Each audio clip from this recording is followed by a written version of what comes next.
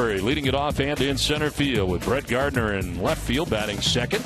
Carlos Beltran, the right fielder, with Brian McCann doing the catching. Alex Rodriguez, the DH, with Chase Headley at third base. Greg Bird at first base bats seventh with D.D. Gregorius, who had a big night last night. He's the shortstop batting eighth. And Stephen Drew, the former Red Sox infielder, is at second base for New York. The Red Sox starting pitcher, presented by your local New England Audi dealers. Rick Porcello on the mound for his 22nd start of the year. Comes in at 6-11 with a 5.47 earned run average. 97 strikeouts to 27 walks in his 121 2/3 innings. Last time out, his best outing in a Red Sox uniform, 7 shutout innings. Didn't walk anybody and struck out 5 along the way, beating the White Sox. The Red Sox defense is brought to you by Southwest Airlines. They are 12th in the league with 81 errors on the season. Pablo Sandoval will be at third base. Xander Bogaerts the shortstop. Brock Holt at second. And Travis Shaw, the first baseman. Left to right, Jackie Bradley Jr., Mookie Betts, and Rusney Castillo. And Blake Swihart doing the catching for Porcello.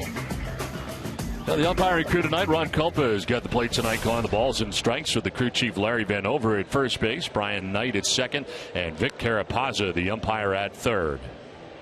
Where available, this telecast can be heard in Spanish by selecting the SAP button on your television remote. Enjoy the game. Buenas noches, amigos.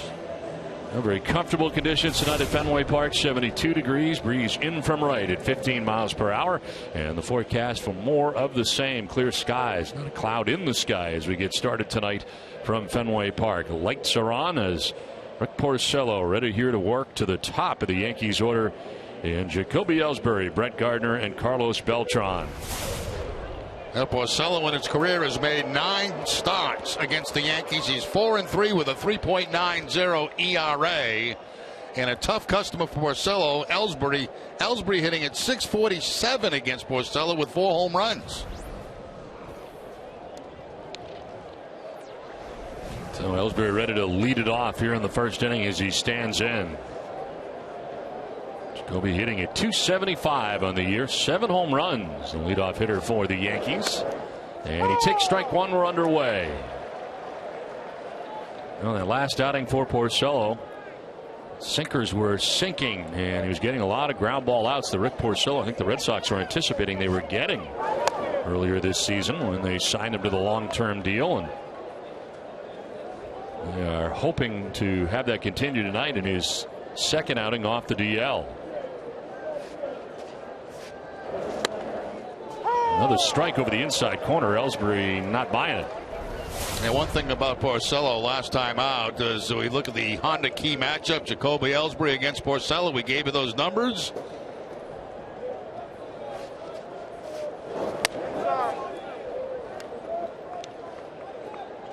Porcello last time out, Don, to me, and I think you agree with me, looked free and easy throughout that whole outing against the Chicago White Sox. Extremely comfortable and much more fluid than we had seen him in the past.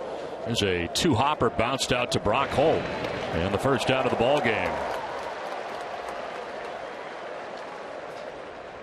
So 1 away, and that'll take us to Brett Gardner. Gardner, who came off the bench in last night's game, back in his starting role tonight in left field. .273 with 12 home runs and 55 runs batted in.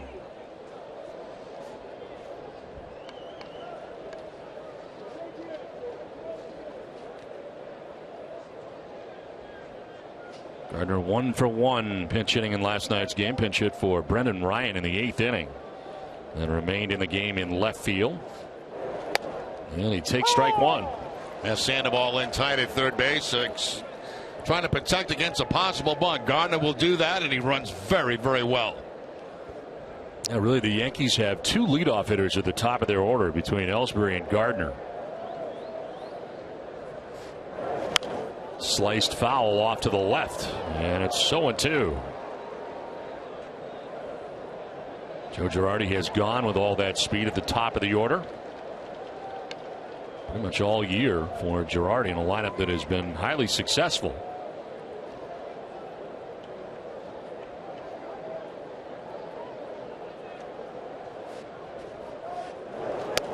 Gardner strikes out looking, grabs that corner. Nasty pitch there from Porcello. 2 down. That's that two-seam fastball that comes back to pick up the inside corner. Porcello had 5 strikeouts in his last outing against the White Sox, and there's the comebacker right there. You see it come back and pick up the inside corner as left hand is jumping back a little bit. Very good pitch by Porcello.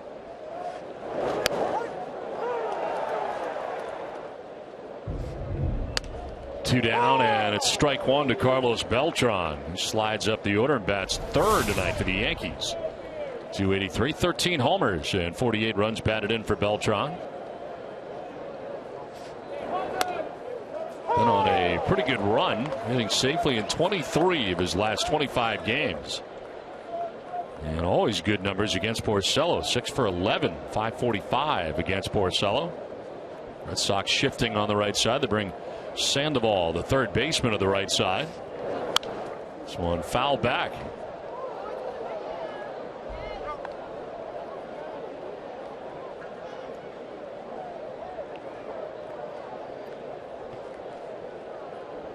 Look at the hit direction for Beltran.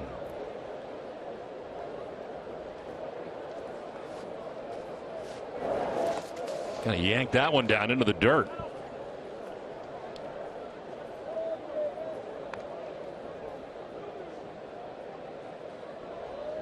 Porcello retiring Ellsbury and Gardner out of the gate on a ground out and a strikeout.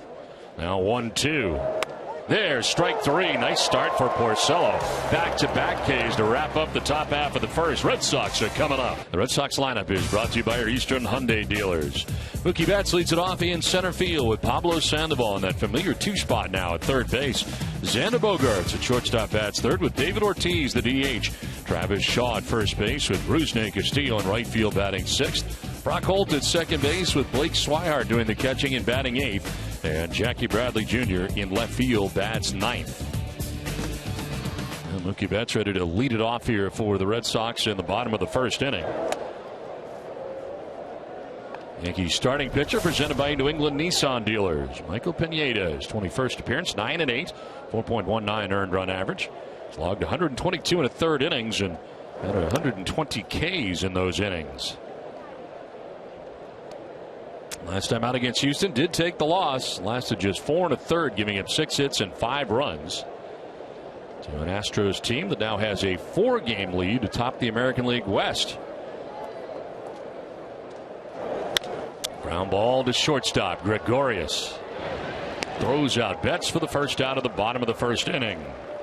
The Yankees defense is brought to you by DraftKings, 9th in the league with 79 errors. Chase Headley at third base, Didi Gregorius the shortstop, Stephen Drew at second, and Greg Bird the first baseman. Left to right, Brett Gardner, Jacoby Ellsbury, and Carlos Beltran, and Brian McCann doing the catching for Pineda. One down here in the first inning, and it brings up Pablo Sandoval.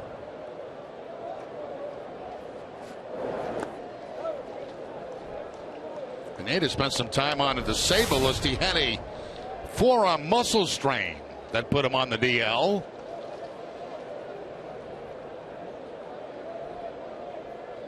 He missed a total of 25 games. Made 2 rehab starts. Softly to second, and Stephen Drew handles out number 2. Getting in that time on Sandoval, who grounds out. It looked like a cut fastball that time for Pineda, and really jammed Sandoval on that for the ground ball to second base.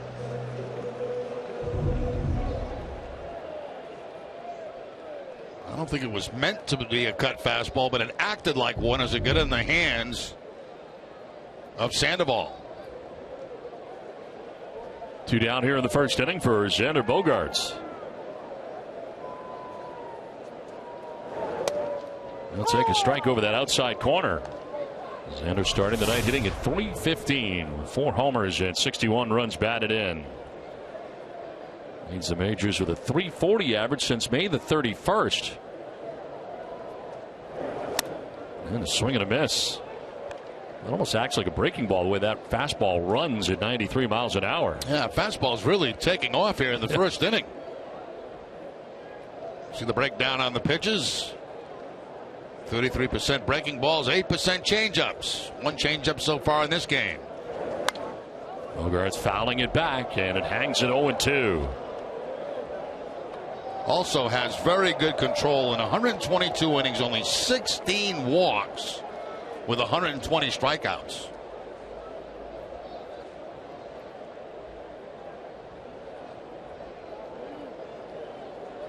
No 2 pitch.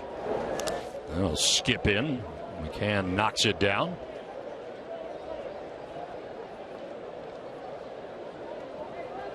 Alex Spear, the Boston Globe, will be joining us in a bit. Notes that he hasn't walked a batter in 8 of his starts this year, tied for 3rd most in the American League. 1-2 pitch. And Bogaerts grounds it towards short. Gregorius coming in, and he'll have no play. Kind of changed direction on him on the way in. And Bogaerts with good speed down the lines got himself an infield hit. Yeah, it certainly did. It kicked off to his right just a little bit. You'll see him charging here. And once it does that, that kind of throws his timing off. And from that point there, could not get a grip on the baseball out of the glove. And Bogaerts has himself a base hit.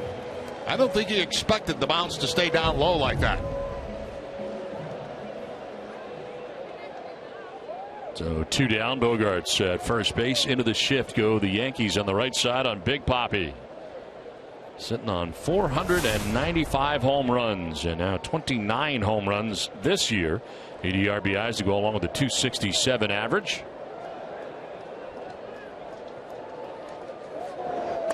And Ortiz takes strike 1.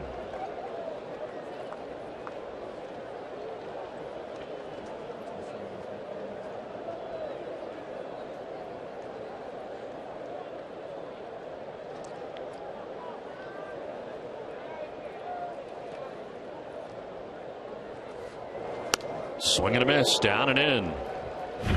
Well, last night breaking a 2-2 tie by leading off the bottom of the 4th inning with his 29th home run of the year. Home run number 495.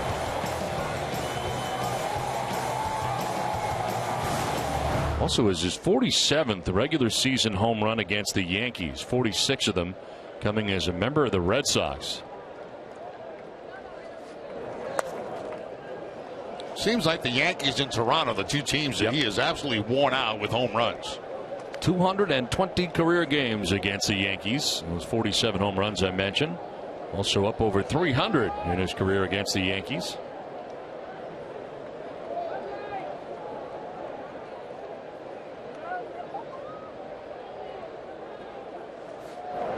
Swing and a miss, and Pineda strikes out Ortiz to end the 1st inning. Through 1 from Fenway without a score. Inning. We will stay right here in the park with a live ceremony to commemorate these heroic children and their families. So hopefully you'll stay along with us for that as we play along here to the 2nd inning. And Brian McCann leading it off here against Rick Porcello. The 1 pitch missing, and it's a ball and a strike. Hey, you might have noticed the last couple of nights that Teixeira has not been in the lineup. He's got a bone bruise.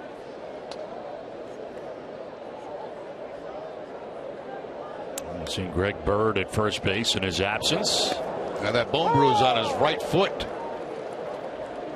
A curveball broken out there by Porcello for strike 2.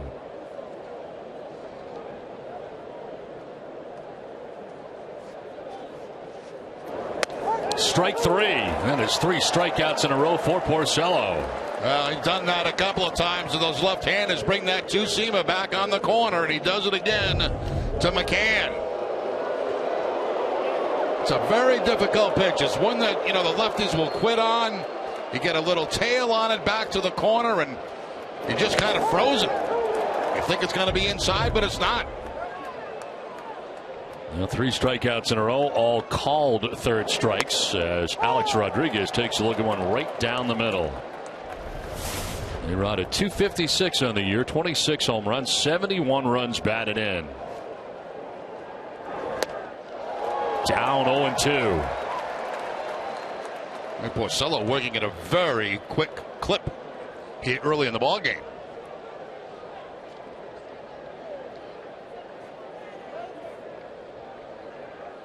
Alex Rodriguez with 680 home runs in his career.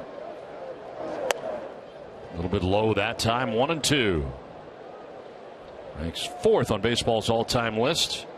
The 680.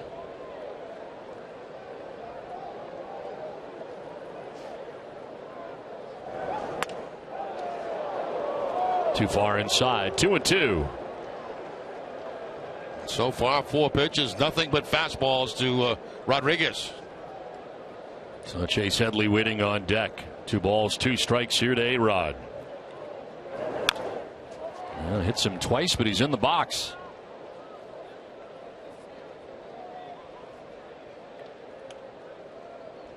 Yankees on the road are 35-32 away from Yankee Stadium. 11 games over 500 at home at 37-26. 72 victories on the season for New York. Good season series for A-Rod. And a swing and a miss. How about 4 strikeouts in a row for Rick Porcello? And he's really doing a great job keeping those fastballs inside. He goes inside to the right-hander that time, Rodriguez, and gets the swing and miss. So lefties, he's going inside too with the fastball. Right-handers inside too. Very impressive so far. Nika Insurance, great service, great coverage, and a great price for auto, home, or life insurance. 2 down in the inning, and there is strike 1 to Chase Headley. This looks like a new guy, Rick Porcello. Last 2 outings have been amazing. And tonight's has started very, very well. Late swing and a foul off to the left. With the 2 strikes, Sandoval heads to the right side of the infield from third base.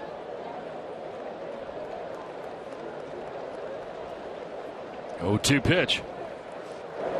And a swing and a miss. 5 strikeouts in a row for Porcello. He's got it going on. Tired all 6 Yankees he has faced through the first 2 innings, 5 by way of the K. And here is Travis Shaw. We'll take a pitch outside for ball 1. Shaw, Castillo, and Holt to bat here in the bottom of the 2nd inning.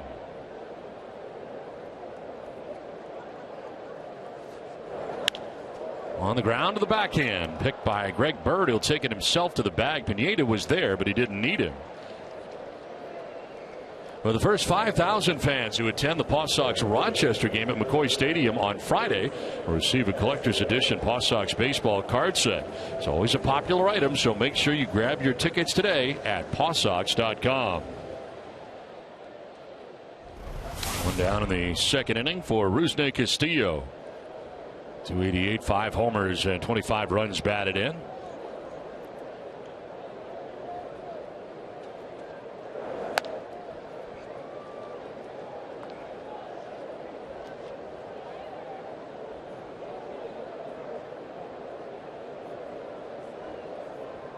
Rusney getting the start in right field tonight with Jackie Bradley Jr. in left field. Ground ball headed to short. Gregorius, nice pick, turns and fires. Good, solid throw right there. Got a lot on it, and it gets Rusney Castillo 2 down. Yeah, Gregorius covering an awful lot of ground here, going up the middle, and then that spin toward first base, or I should say away from first base, and the throw going in that direction. Very nice play by the Yankee shortstop. Had a big night last night offensively. That turns in a nice defensive play. 2 down here in the 2nd inning, and brings up Brock Holt. 280 with 2 homers, 37 runs batted in for the Red Sox All-Star.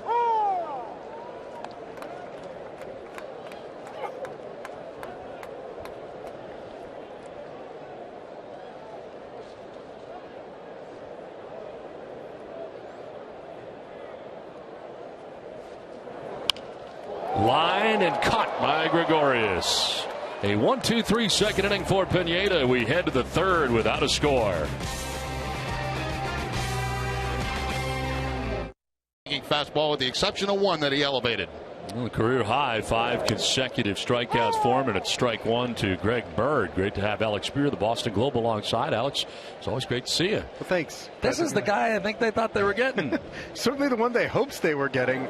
It looked like last year Porcello really made some strides in figuring out how to punch guys out. He had been always a pitch to contact guy. Last year that strikeout rate took a little bit of an elevated turn, in part because he was using that really good two-seamer, like the one that just ran away from Bird there, and then he was complementing it by beating guys above the strike zone with the four-seamer. So that's what we just saw with Headley getting punched out on that 94-mile-an-hour four-seamer. Out to right, and Castillo runs it down for the first out of the inning. But he was able to set up Headley because everyone had to respect what the sinker has been doing. And this year he just hasn't had that balance. He hasn't had too many of the games where he's been able to lean primarily on the two-seam sinking fastball and run it away from hitters, and then once they're looking down, to bust that fastball up in the zone away past them. I thought that last start was kind of a platform to some of what we're seeing this time around. I think he threw like 65 fastballs, of which more than 3/4 of them were two-seamers last time. But the four-seamers, almost 1/3 of them ended up getting swings and misses last time around. So we're kind of seeing that formula for him working once again tonight. Alex, we're seeing it's kind of a preview of what might happen. We're seeing the young outfielders out there just about every day now, and soon we're going to see Hanley Ramirez at first base. What do you think about that going forward? Well, I first wonder how soon we'll see Hanley at first base. Now, they would love to see him there, and really they need to know how he looks there, because as rocky as the transition was from the left side of the infield to the outfield this year, they have to figure out. Oh, my goodness. Bogaerts lays it out, and his throw is going to be late, but what a play. Nice bid by Xander. Too much speed for Gregorius. Wow, what a play by Bogaerts going up the middle. I've been going wow all season long with this kid, and he makes another terrific play. But you're right, Don, just too much speed from Gregorius getting down that line. But that's a heck of an effort by Xander Bogaerts. Explosive range to his left, and laterally last year from side to side, you just wouldn't see him getting those kinds of breaks on the ball that would permit him to reach those balls that were kind of shooting straight over the second base bag. So, you've been all over it throughout this year. You would be in better position to appreciate the ability, great infield work, and kind of the breakthrough that he's been making there. But wow is probably an appropriate reaction to it. But getting back to the question of the outfield and Hanley. So Hanley has to get healthy in order to be able to play first base. The Red Sox would love to see that happen. But they need to be able to evaluate him at first base to figure out if there's something viable there, if there's part of a solution going forward for him being at first base. And what Torey Lovello said today was that the current outfield configuration that we see with Jackie Bradley and Mookie Betts and Rusney Castillo, not necessarily in the positions they're occupying tonight, but those three guys have earned kind of the opportunity to start together going forward. That leaves Hanley Ramirez not starting again in the outfield this year. And I think, we've kind of seen why. That's been a real defensive struggle for him throughout the year. One that is too costly to be able to. I don't think that you can repeat the experiment, on good faith that with the benefit of an off season and that time away that he might get better, because the consequence of it not working out is just too extreme. September call-ups today, and a new roster now for the Red Sox, an expanded roster is there, as this one is line to second and picked by Holt to second for one, on to first for two. Double play. You can stay another inning, or are you absolutely all right? Alex Spear will be back with us. Reducing that 4 to 6 to 3 twin killing, and it's on to the bottom of the third inning. Blake Swihart leading it off here in the bottom of the third. Alex Spear, the Boston Globe, joining us. We just start talking about the guys coming up. Is there anybody in particular that has now joined the Red Sox that you're going to keep an eye on? Well, I think that Alan Craig is going to be a subject of considerable fascination whenever he gets a chance to play, because obviously the way in which he's performed in his first, roughly the equivalent of a third of a season of games on the field with the Red Sox is what absolutely no one expected. And this is kind of the last. I'm not sure if I should say the last opportunity, but he has a chance to show that the struggles that he's endured up to this point are something that are not representative of who he is as a player going forward. But that's going to be a pretty tough bill to fit, since he doesn't have a clear everyday role. Maybe you end up platooning him a little bit with Travis Shaw. But he's someone who really needs to reestablish his ability to perform at the highest level, because it's been a while since we've seen him being that elite hitter that he was from 2011 to 2013. And you guys remember how feared, how formidable he was as a presence in that Cardinals lineup in the 2013 World Series. How did AAA go for him? It was there was a better approach. There was more contact. He was hitting for average to a degree. He was certainly getting on base and working walks, kind of controlling at-bats. But the power that he used to be known for, the doubles power with the occasional home run pop, was rarely on display. He had a slugging percentage that was well below 400, which from a corner infielder / corner outfielder, that's not what you're looking for. You are looking for a guy who can drive the ball a little bit more. So that was certainly, that separated him from what he had been in that kind of prior part of his career with the Cardinals. But he was definitely getting the barrel of the bat on the ball with greater frequency than he had been with the Red Sox while he was down in AAA. I got a Yankee question for you. Yankees or Toronto? What do you think? It's different. Once you see that Teixeira is on the sidelines and there's kind of no ETA for when he's going to return. I know that Greg Bird is a terrifically talented young player, but once he had been, Teixeira and A-Rod had been such linchpins of everything that they were doing early in the season. He's going to grab some wall. Bradley's going to hurry to second base, and he'll get there without a problem standing. It's a one-out double for Jackie Bradley Jr.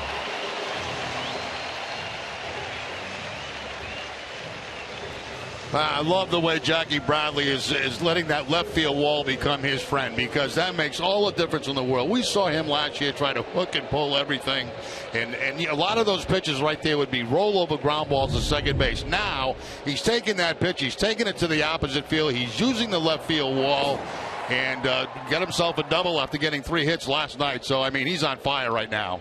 It's amazing to see how many extra bases he's racking up. I think that I think that he's right around 18 extra base hits this year in what's been roughly 40 games in the big leagues. I think he had 22 extra base hits all of last year in almost a full season in the majors. It's a pretty stunning departure. Sharply hit, picked at third in the air off the bat of Betts. Nicely done by Chase Headley for the second out of the inning. Well, third basemen always stay low to the ground. That's how they start, and sometimes that's how they finish, and that's exactly what happened with Headley right there. Low crouching, went down to get that line drive before it hit the dirt. Headley's long been known as one of the best third basemen in the game. It's one of the reasons why he and Pablo Sandoval actually kind of emerged as the clear-cut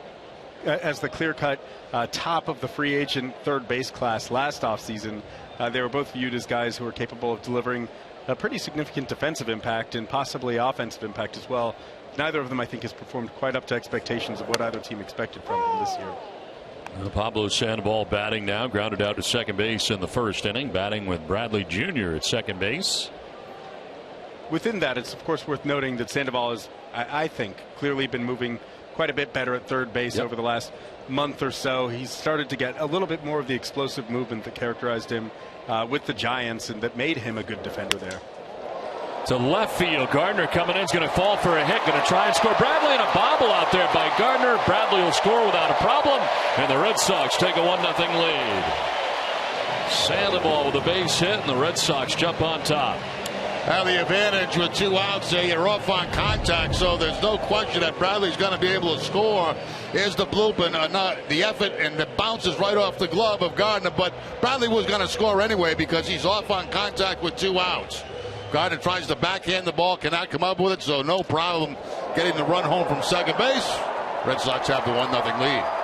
Little slip coming around third for Bradley, but it didn't make any difference. So Sandoval with a base hit and an RBI picks up his 43rd RBI of the year. Red Sox grab the game's first lead, and here is Xander Bogaerts, 1-for-1 already tonight. Alex, we've been talking about Xander all season long, but there just seems to be a swagger about him, a confidence about him that perhaps we haven't seen before. Right now, he's feeling it. The closest we saw to it was in 2013 when he came up with all the confidence in the world because he had dominated in AA, he had dominated in AAA, and that was as a 20-year-old. That was someone who was on the fast track and who had never experienced failure in his life. Obviously, last year was a very different life lesson for him. He endured a form of adversity that he's never before encountered, but the evidence of this year suggests, and it was really starting right about this time a year ago, that he separated himself from that 3-month struggle where he had just not been able to get hits for the longest time or make hard contact. Had a really good September and used that as a platform to build upon for this year, to the point where he's now part of this kind of extraordinary group of young shortstops coming up in the American League. And you're right, for for him to have that presence that he does as a 22-year-old, for both him and Mookie Betts to have that presence as 22-year-olds who know that they can thrive at the big league level at a time when they're still learning, when other guys are typically in high A or single A, or maybe if they're really good double A, that's a rare combination to have.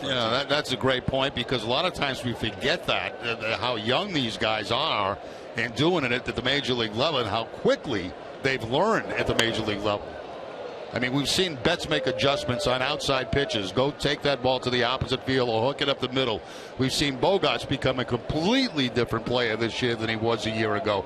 And you're right, at this age, a lot of guys are still playing minor league baseball. Yeah, Brock Holt, I was talking to him about Mookie yesterday, and he said, I can't relate. I was in high A. I was 1 year out of college. I've been drafted in the 9th round. I don't know what it's like to be able to succeed in the big leagues while you're still learning about all those elements of the game. Bogaerts strikes out and ends the inning. Red Sox get a run in the inning. Alex, thank you very much. We appreciate you. Really, if you'd like, but I don't see any reason why you have to go higher than that. I just don't like the idea of. I think it's unfair to go to a 40-man roster for 1 month of the season.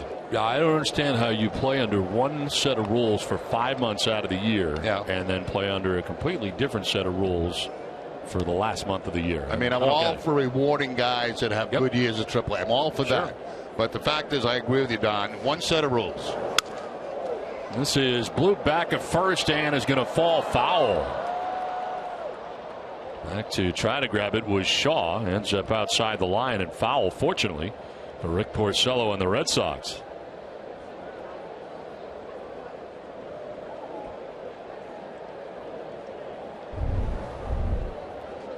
Little bloop just landing barely in foul territory as Shaw couldn't get to it. Ball was not hit high enough for him to make the over-the-shoulder catch, as he's showing the dugout right now.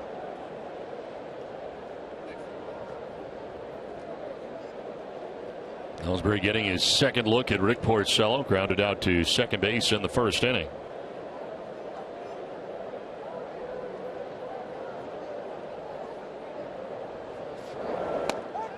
Here is strike three. Ellsbury doesn't like it at all. 6 strikeouts for Porcello. El Porcello again with the fastball, this time out over the plate, but down at the knees.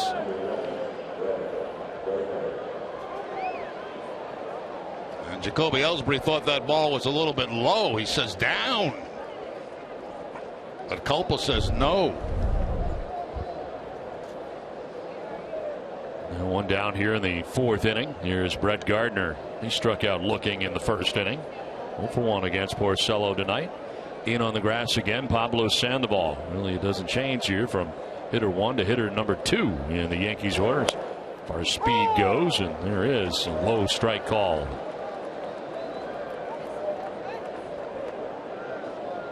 Alex talking about Pablo Sandoval and how his range seems to be improving at third base, a little more agile. Would you agree? I think in particular to his left. He's been very, very good recently going to his left.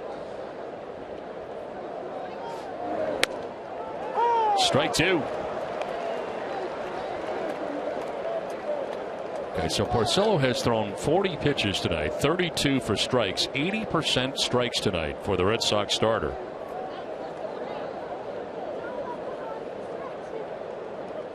We'll try a curveball. And it is sharply grounded down to first base. Shaw will take it himself for out number 2. DraftKings.com is paying out over $300 million this baseball season. DraftKings has given out $34 million to Boston residents alone since the site launched. Get your free entry into a one-day fantasy baseball contest today using promo code NESSN. 2 outs in the 4th inning, and it brings up Carlos Beltran. He struck out looking in the first inning. Another low strike call. Sandoval heading over to the right side of the infield. Bogaerts back to the left. Another bunt, not a possibility, so they move Sandoval in that position. They move Bogaerts back to the shortstop position where he belongs.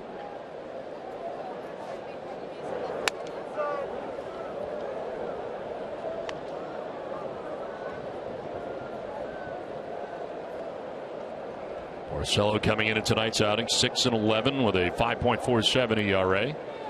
Only second start of the year. And he jumps ahead here, 1-2. Change up that time. A couple of change ups in the ball game for Porcello. I think about 3 so far. Picked up a strikeout on a change up the last inning. There's the change up grip, and you see the ball turn over and fouled off by Beltran.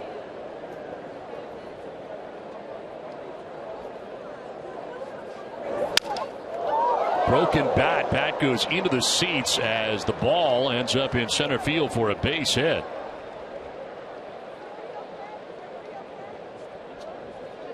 So a 2-out single here for Beltran. Right now, AceTicket.com is having a blowout sale on tomorrow's Red Sox-Yankees game and the Phillies series this weekend. Tickets are half price with tickets starting at just $17. Box seats starting at only $39. Supplies are limited. Ace Ticket, it's more than a ticket. So 2 down, Beltran at first base, and it brings up Brian McCann.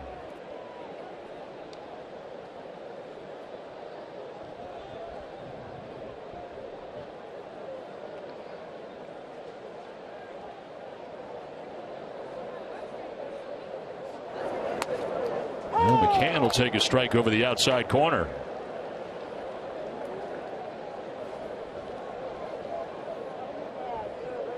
And the shift on the right side as Shaw holds on Beltran at first base. Bogart's on the right side of the infield right now. Strike 2. Run 3 hits, no errors for Boston. No runs, 2 hits, no errors for New York. Porcello in the midst of a meeting with himself in behind the hill there briefly.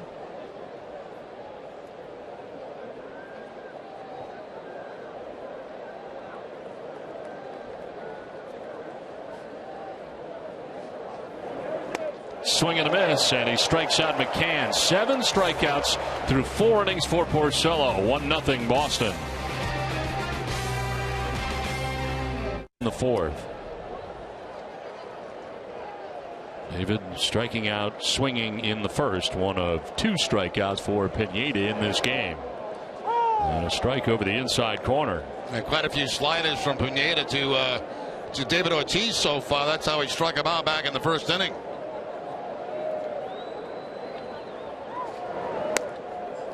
Another slider.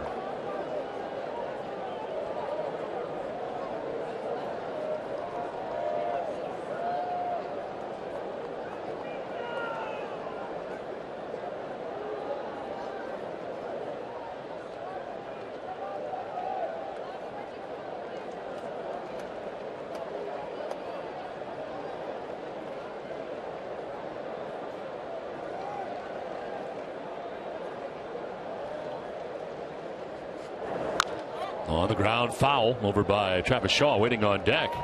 Well, the ACC football season begins on Nesson Thursday night. Be sure to catch a kickoff when Alcorn State visits Georgia Tech. Live Thursday night at 7:30. Where's Alcorn State? I don't know. 1-2 pitch is grounded foul over by the Red Sox dugout. I know where Georgia Tech is. I know where that is. We know where that is. I've gone by the stadium. Yeah, we go right by there on the way to Turner Stadium, right? Turner Field, yeah. Yeah. Oh, Alcorn's also in Atlanta. Oh, really? So it's a battle of Atlanta. 40th pitch, and it sends Ortiz ducking back. 2-2. I like Georgia Tech in that one. I do too. I have a real good feeling about it. I'm not going to give you a point spread on it, but I like Georgia Tech in that football game.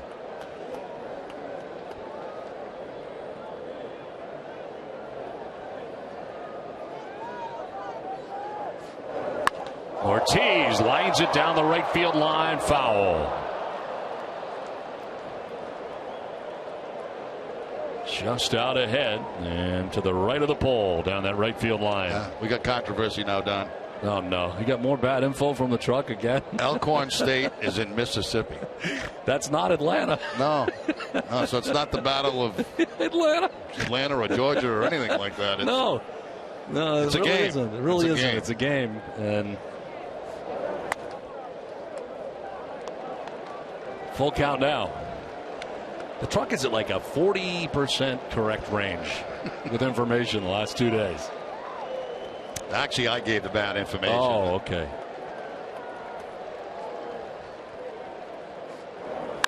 Ortiz will pop it up. Foul off third as McCann gives chase, but he'll have no play.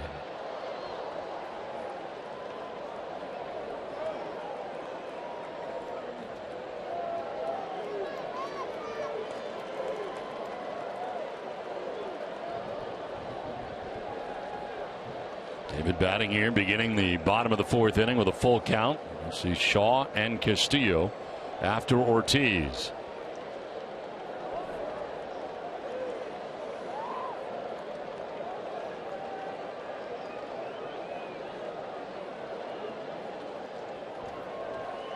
Maybe got something in his eye and now gets himself settled in on that left side. Pineda waiting patiently.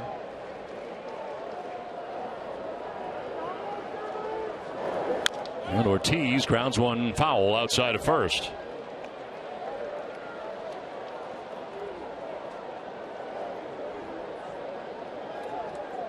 There's Travis Shaw waiting on deck. Red Sox getting their run on an RBI single by Pablo Sandoval in the third inning that scored Jackie Bradley Jr. from second base.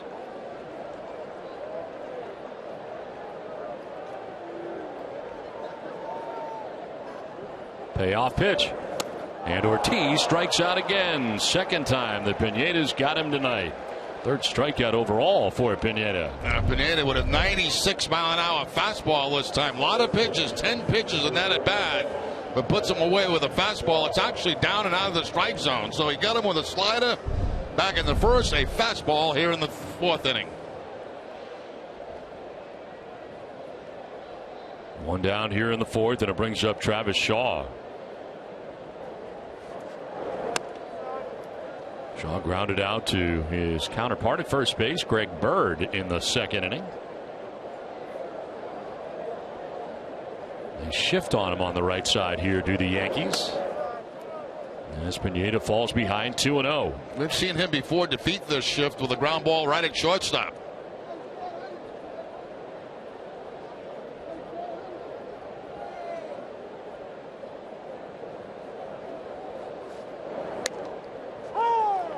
Strike at the bottom of the zone that time. You could tell on that particular pitch there, he was looking for the ball middle in. Got the fastball, but not middle in.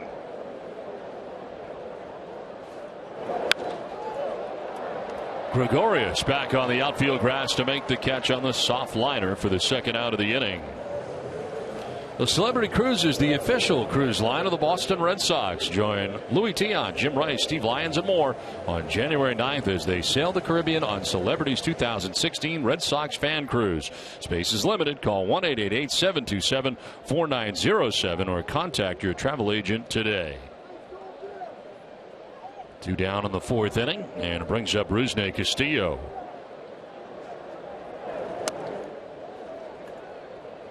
Castillo grounding out to shortstop in the second, 0 for 1.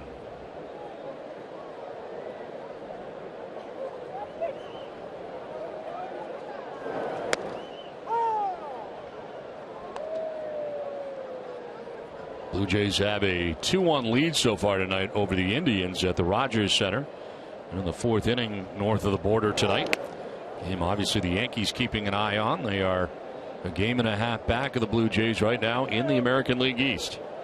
And both the Blue Jays and the Yankees lost last night. The Jays losing to the Indians, and of course Joe Girardi's team losing here last night. Barely. And what was a lot of drama in the ninth inning here last night as it turned out. Ground ball to short. Gregorius running in. And throwing out Castillo. We're headed to the fifth at Fenway. It's 1-0 Boston. Pitchers duel 1-0. Red Sox have the lead. And Alex Rodriguez leads it off and takes ball one. A-Rod with a strikeout in the second inning. 7 strikeouts for Porcello through the first 4 innings of this game. And a fly ball down the left field line. Bradley Jr. headed over towards the corner, and that's going to get down Bradley plays the carom and fires back in quickly and holds A-Rod to a long single. Yeah, Rodriguez actually got jammed on that fastball by Porcello, but he's able to muscle the ball out toward left field. And you can see where Bradley was playing, so he had a long way to go. Plays it on the backhand and holds Alex Rodriguez to the single. There's Rodriguez. He knows he didn't get great contact on that, but it's good placement by Rodriguez.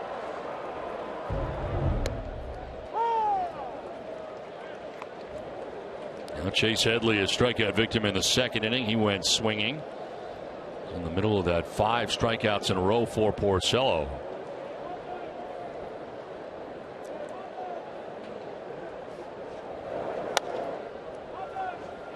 Three hits allowed by Porcello. Didi Gregorius with the infield hit to short in the third.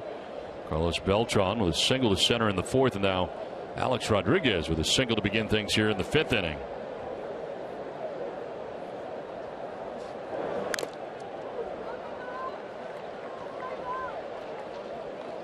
Well, right now you can get up to 60 months with no interest on anything at Jordan's Furniture. Furnish one room or your entire home. Best of all, you'll get to enjoy it now. Visit Jordans.com for details.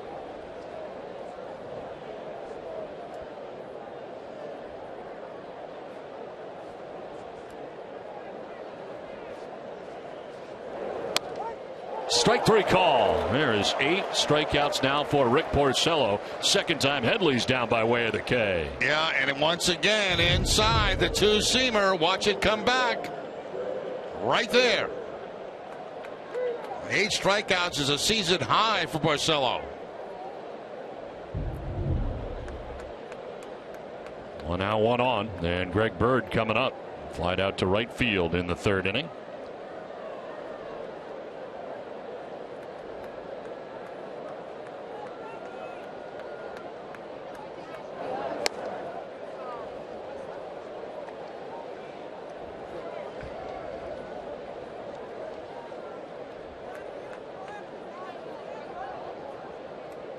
Bird 1 for 5 in the ball game last night.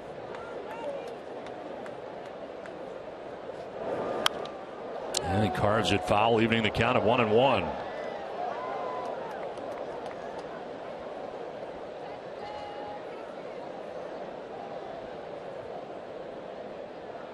Single by Alex Rodriguez to begin things here in the fifth inning. Headley struck out, 1 on, 1 out.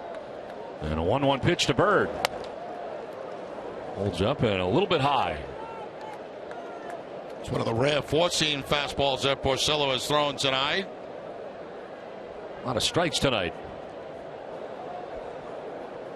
8 strikeouts in 4 1/3 innings for Porcello. Fouled off to the left, out of play.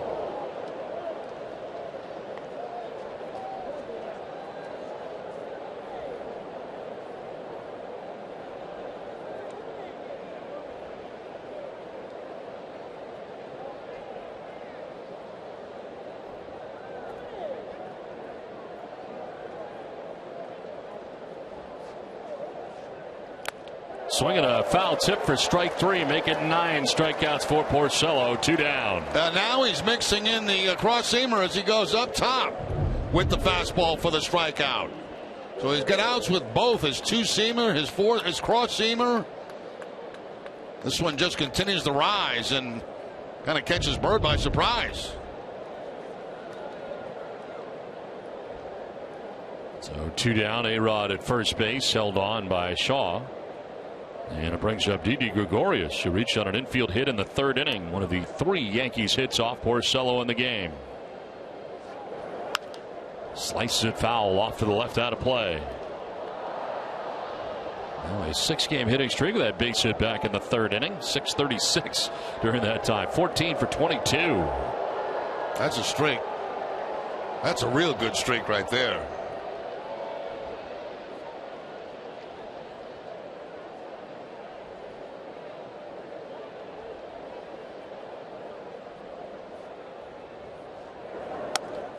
Runs it inside for ball 1. The center fielder Mookie Betts over towards right center.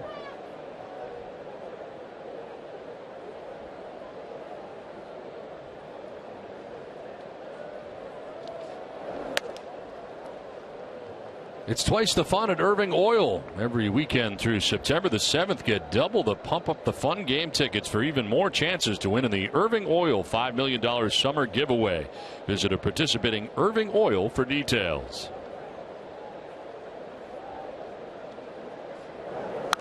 On the ground to first base, under the glove of Shaw, and down the right field line. A fair ball as Alex Rodriguez to third. To second base goes Gregorius. Shaw had that under control, it appeared, but it ends up under the glove. If it's an error, and it will be, it'll be the first error that Shaw has made this season. He turns back to look at a spot. I don't know if it hit a divot or something, but underneath the glove clearly of Shaw. And fortunately, Rodriguez is on first base, so he can't score. He won't be able to score on this as Castillo gets to it and gets it back in quickly. Error charge to Shaw at first base, and now it is second and third. Stephen Drew coming up here with 2 outs. First time the Yankees have had a base runner in scoring position, and right now they have 2. Stephen Drew bounced into a 4-6-3 double play in the third inning. Sharply hit but turned from Holt to Bogaerts to Shaw. In the dirt for ball 1. 476 since July 23rd for Drew, with runners in scoring position. Works here with A-Rod at third, Gregorius at second. Tying run 90 feet away.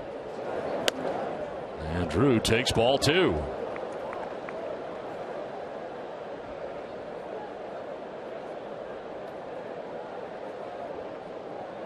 Top of the order, Jacoby Ellsbury waiting on deck as the Yankees bat here in the top of the 5th.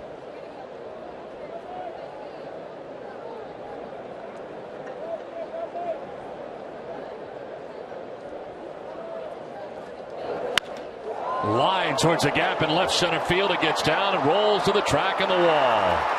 A-Rod scores, Gregorius behind him. Drew's got himself a 2-run double, and the Yankees take a 2-1 lead. Well, the error very costly by Travis Shaw.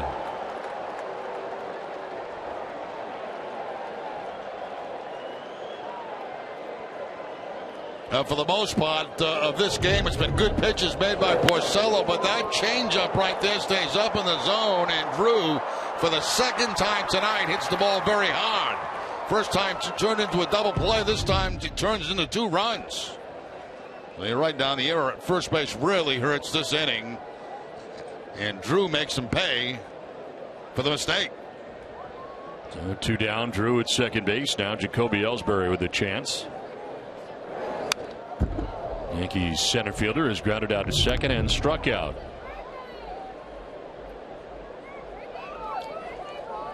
That's the ball that got underneath the glove of Shaw right there that allowed the inning to continue, and Stephen Drew makes the Red Sox pay for that mistake.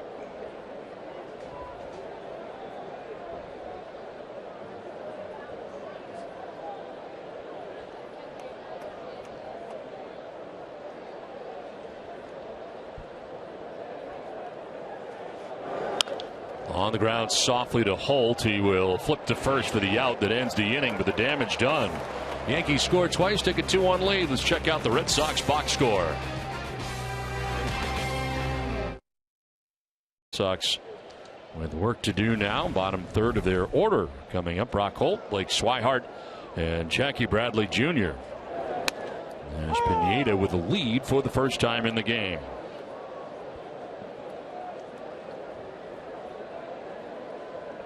Holt lined out to the shortstop, Didi Gregorius, in the second inning. Shoots it foul down the left field line, down 0-2. We'll see Dennis Leary, Jimmy Fallon, Stephen Wright, and more at the 21st annual Comics Come Home at the TD Garden on Saturday, November the 7th. Proceeds benefit the Cam Neely Foundation for cancer care. For tickets, visit Ticketmaster.com.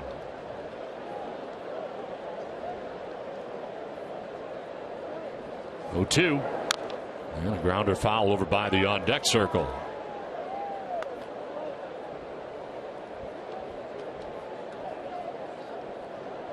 4 in a row now retired by Pineda. And a 1-2-3 fourth inning, and dealing with Holt to begin things here in the bottom of the 5th.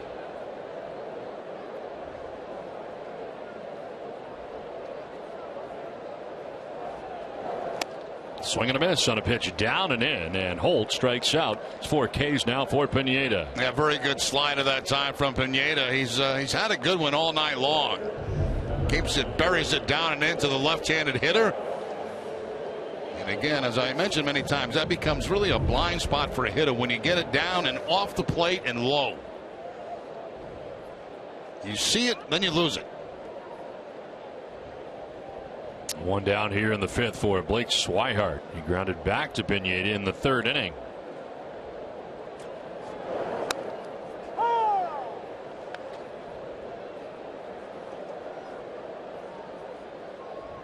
You don't want to be down in the game as you get to the later portions of the game against this Yankees bullpen with Betances and Miller at the back end.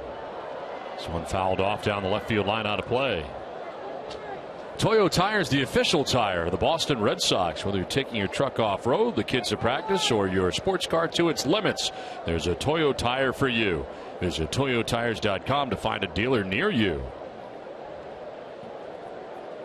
Andrew Bailey down there as well for the Yankees. This one fouled off over into the Red Sox dugout. So both Miller and Bailey, former Red Sox relievers. Yeah, Bailey just called up today from AAA. Yankees added quite a few members to their roster today with the call-ups.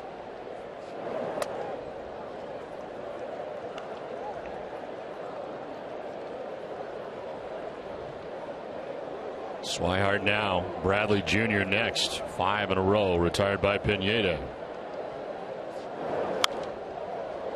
Fouled off to the left, out of play.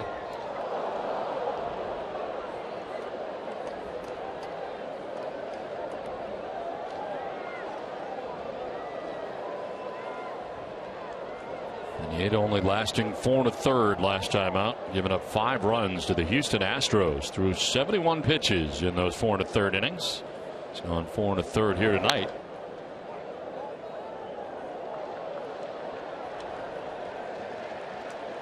Tune in to Bruins Summer Face-Off Live tomorrow at 8. Billy Jaffe and Andy Brickley will break down the Bruins' depth on the blue line.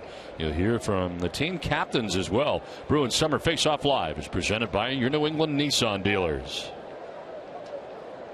1 out in the 5th inning. Blake Swihart waiting on a 1-2 pitch. And he gets a piece to stay alive. McCann thought he had that ball in his glove, in the webbing of the glove, but he took a peek in there, but had the ball got away. Slider again that time, and almost controlling it was McCann.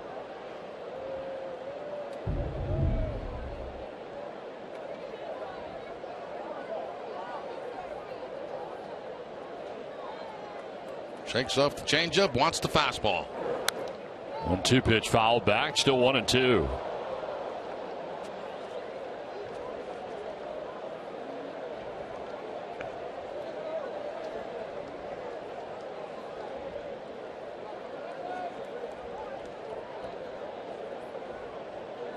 Two runs, 4 hits, no errors now for New York. A run, 3 hits, and an error for Boston. 9th pitch of the at-bat, and Swihart went around and strikes out. Back-to-back Ks for Pineda. 2 down in the 5th inning. And once again, it's a slider, and 3 of his strikeouts tonight on the slider. Ortiz, Holt, and now Swihart on the breaking ball. Cannot control the head of the bat. Well, the barrel of the bat, I should say, and the strikeout right there. So Pineda with good stuff tonight in this ball game. 2 down for Jackie Bradley Jr. doubled in the 3rd inning.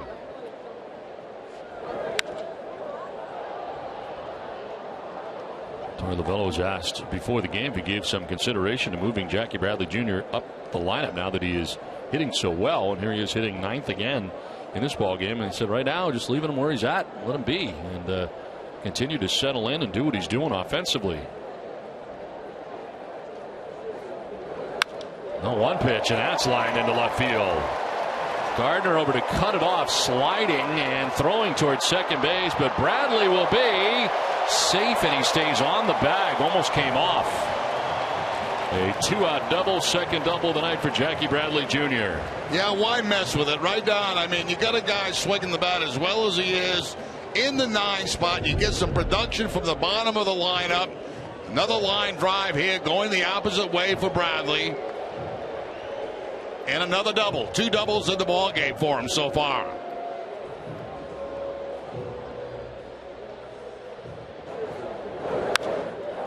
Jackie Bradley knowing because of where the outfielders were that he's got a chance for 2 on this, and obviously he makes that decision on his own. You know, you make contact and you know where those outfielders are playing. You can see where the ball is, and you know you got a chance for 2 bases. You don't really need help from a first base coach on that.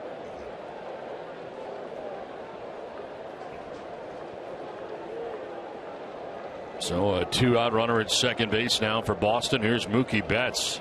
He is grounded out to short and lined out to third. 0 for 2 in the ball game.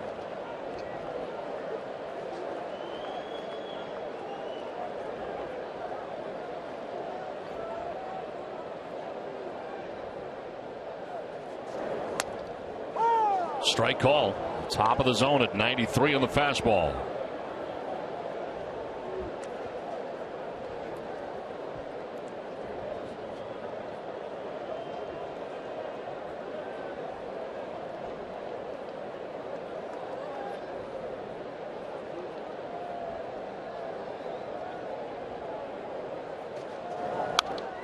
Foul back, 0-2.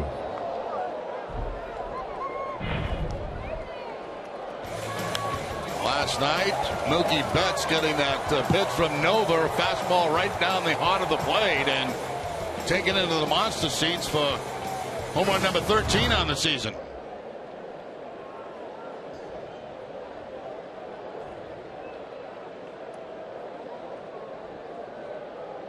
Pineda struck out Holt. He struck out Swihart. Gives up a double to Bradley Jr. Now an 0-2 pitch to Mookie Betts. And Betts lifts it foul and out of play, off to the right. It's time for tonight's Twisted But True Fact. Mookie Betts is the only American League player to hit 30-plus doubles, 5-plus triples, and 10-plus home runs this season. Twisted Tea is the hard iced tea. It tastes like real iced tea. Be a little twisted.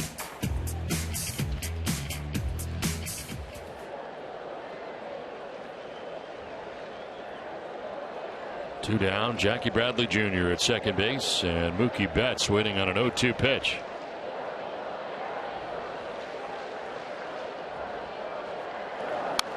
Foul back again. Another pretty good pitch right there to Betts, and I think he'd like to have that one back again. A little conversation now between McCann and Pineda. They wanted to go outside, but he didn't get the ball nearly as far outside as he wanted to. And that drew the conference at the mound. Pablo Sandoval waiting on deck.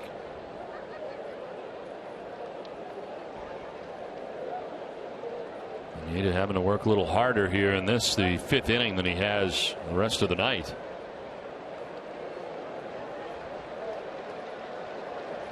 Oh, 2 again.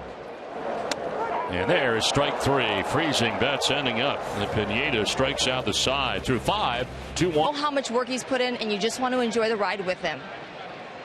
Well, it's been fun to watch as this pitch in the dirt from Porcello, and certainly a different stint in the majors this time around for Jackie Bradley Jr. By far the best on him. You know, we talked about that quite a bit, and the fact that, you know, when you have a little success, you have a little confidence, and when you have a little confidence, you play better baseball in any sport, matter of fact. And you know, that's what's going. Look out, Jackie! There's some sort of insect was on the way by. It's 7:47. A couple of doubles in the game for him tonight as he goes to the opposite field at his first at bat off the bottom of the wall. Also goes to the opposite field again, this time in the gap to pick up the double, but. You know, it had to be awfully tough on him to know at the minor league level that you could play at the big league level. But every time you got up here, it just didn't happen for you. You know, the bat just did not happen for him. And now it's happening. And it's happening in a big way for him right now. And Chili Davis has a lot to do with that. Jackie Bradley Jr. has a lot to do with that. And he's playing with tremendous amount of confidence. And when you get a little confidence, look out. 1-2 is popped up foul off to the left out of play. There was a point where you sort of felt like he fell completely off the depth chart. I mean, you weren't hearing his name as much anymore. Exactly right. I mean, and it was sad because you're watching this, like, you know, perennial Gold Glove outfielder play. I'm telling you, as good as I've ever seen, and just could not get it going offensively. Strike 3 call. That is 10 strikeouts for Rick Porcello. It's time for a game break, brought to you by Jordan's, the furniture store of the Boston Red Sox. Tom?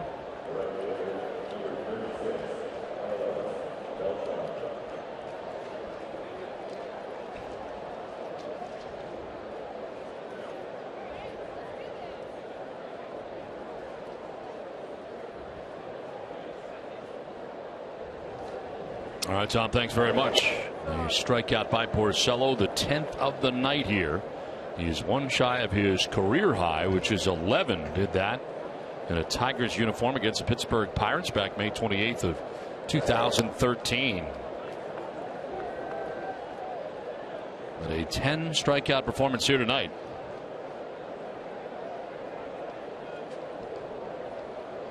Most of you had in a Red Sox uniform was 7.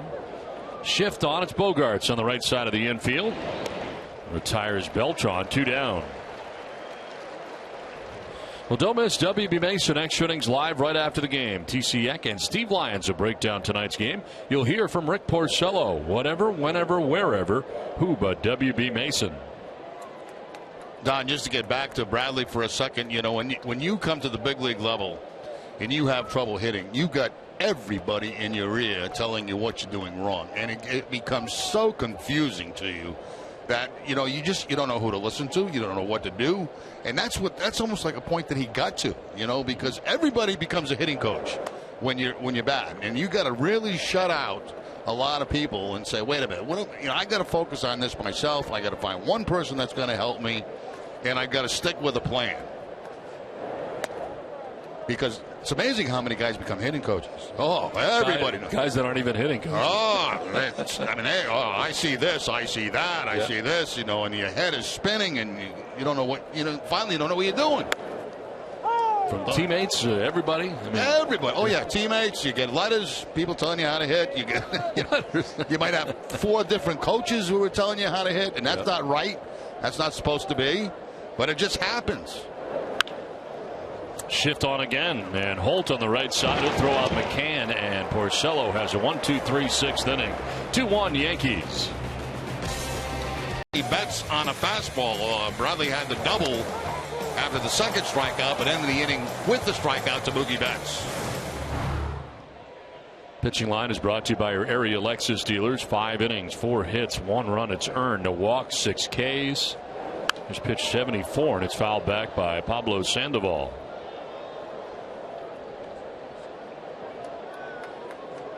Justin Wilson just starting to warm up. That's his first warm-up toss in the pen.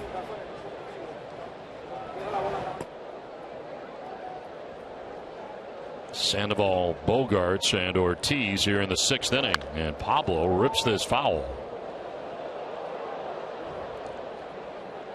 He is grounded out to second base and single to left, driving in a run, picking up his 43rd RBI of the year.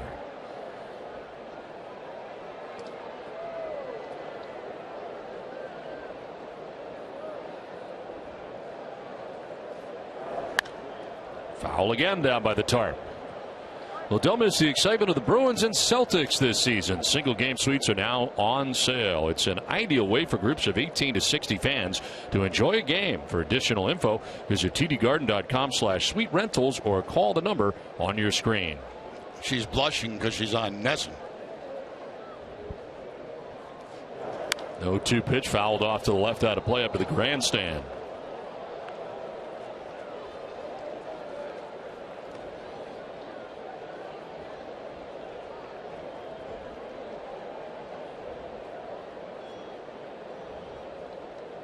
Outfield deep and straight away on Sandoval from left to right.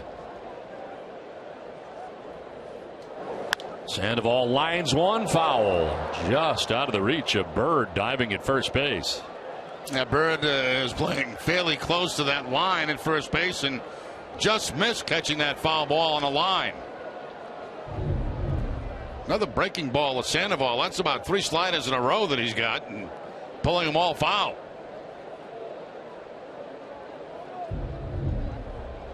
Now Bird filling in for one of the game's best defensive first basemen in Mark Teixeira. Bone Bruce has him out of the lineup for New York. 0-2 is fought off foul above the Yankees dugout. Get immediate care without leaving the ballpark at the Beth Israel Deaconess Medical Center. First aid station behind Section 12 on the lower concourse. BIDMC is the official hospital of the Boston Red Sox. Sandoval 1 for 2 in the game. 80th pitch. And it's on the ground left side. Headley, a little spin on it. But he throws out Sandoval for the first out of the bottom of the 6th inning.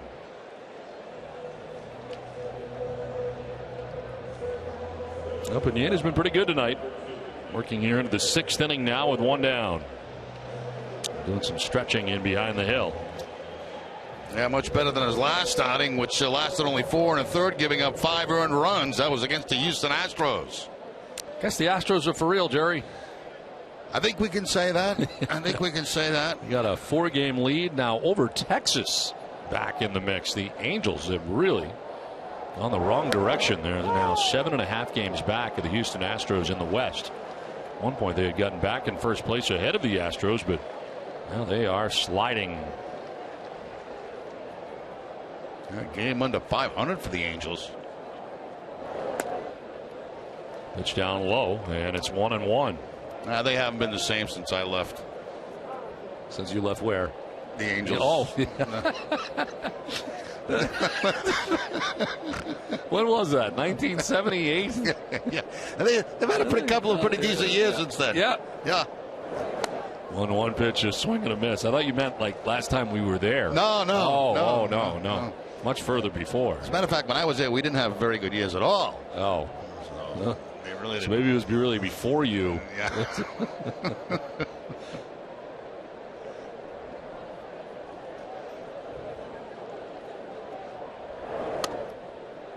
Outside, 2-2.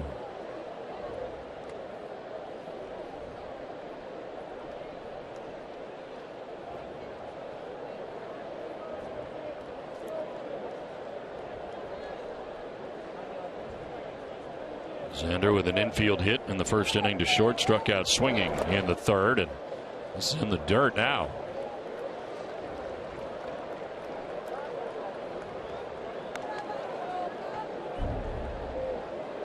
There it is. One-time captain of the Angels. Yeah, top all-star, all-rookie team, see? And you're ready to bunt. Yeah, Gary Streisky hair, I mean, it's unbelievable. Flowing. Get some good sideburns going there, too. Yeah, pretty good chops. Yeah. And notice how you have the bat at the top of the zone. This is a pop-up into shallow right. Out goes Drew. He'll give way to the outfield, and it's Carlos Beltran who makes the catch, 2 down. Trying to think. I just was asked the question by the truck if I ever shaved the mustache off, and you have. I saw it. I did once. Very early when we worked together. I think it might have been before my first year. You came in from a vacation to Aruba.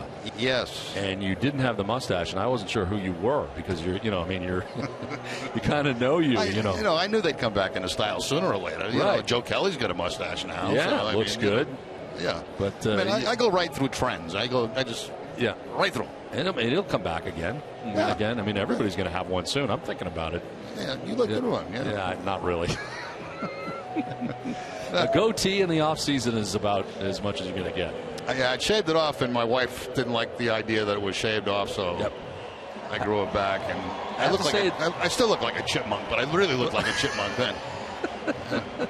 I have to say, it really didn't look like you at all. I mean, it's amazing how that little patch of moss can change everything. I mean, you take that away, and it's almost like, you're not even Jimmy Remy. You're like Joey Remy or something. Jimmy Remy was the worst. That was the worst ever. Those pictures are never going to go away. They pop up all the time. Oh, it's horrible. This is in tight to David Ortiz.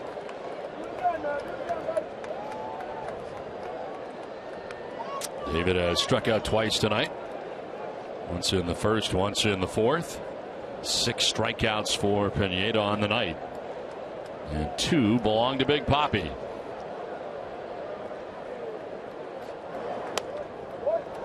Well, he's seen a lot of sliders from Pineda tonight. Not many fastballs at all for David to work on tonight.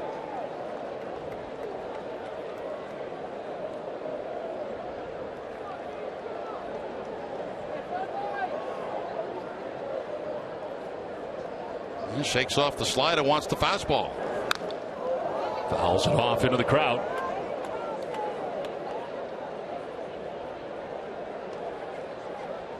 Rothschild had been out to the mound, so 1 trip out there already this inning.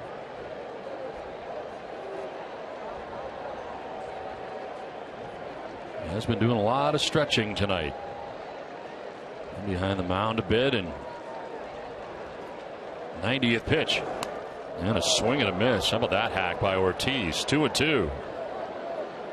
That time he did get the fastball at 94 miles an hour.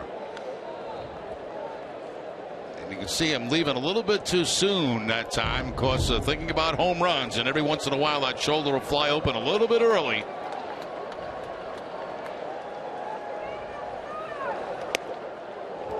Close pitch, ball 3.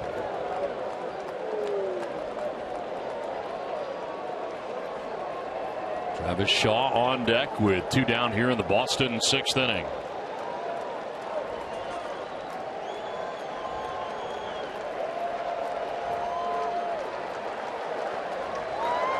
Ortiz strikes out for the 3rd time tonight. Pineda has a 1-2-3 6th. Yankees have a 2-1 lead. Kagas on a curveball to end the no-hitter for Clay Buchholz. This one fouled off to the right, out of play. What a night that was, Jerry. The no-hitter for Buchholz. Yep. Very few of those in a row, but they're always special to watch. The opportunity to call 3 Hideo Nomos, Clay Buchholz, and John Lesters. And certainly Lesters and Buchholz, to me, are the more special because they're right here at Fenway Park. As Bogarts with a high throw, but Shaw is tall, and there's one away. Rick Porcello's pitching line is brought to you by Ace Tickets. 6 1/3, 4 hits, 2 runs, neither earned. He hasn't walked anybody and struck out 10, 1 shy of his career high, which is 11. There's 1 out in the 7th, and here's Chase Headley. He struck out twice. Curveball missing, a tad low. Shifting are the Red Sox on the right side for now. Sandoval is alone on the left side.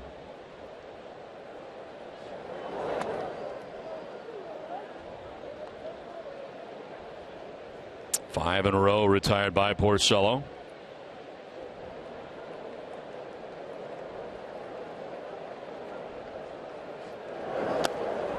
Eight ground ball outs to go along with the 10 strikeouts that he has. First 3-ball count of the night for him, as now Sandoval does go to the right side. They readjust that shift. And there is ball 4, the first walk given up by Porcello. Well, stay tuned for Red Sox Final presented by Uno's. TC Eck and Steve Lyons will have an update on the AL East race. 1 out, 1 on. And Greg Bird coming up here, 0 for 2.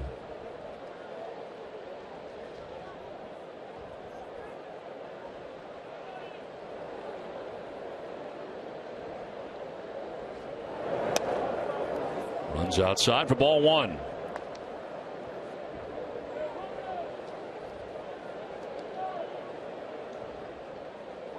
Porcello missing the strike zone each of the last 5 pitches.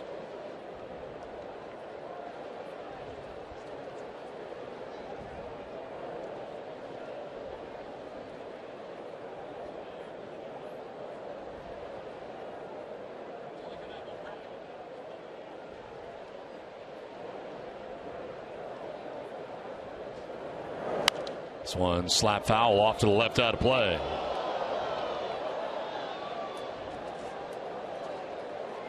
And center fielder Betts over towards right center here on Bird for him to pull. Left-handed hitting first baseman for the Yankees.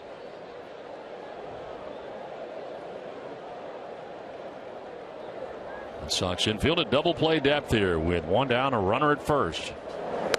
And a swing and a miss. Very good changeup that time for Porcello. 82 miles an hour. He's had a good changeup tonight. He's left a couple up in the zone, but for the most part, very good. That one real good.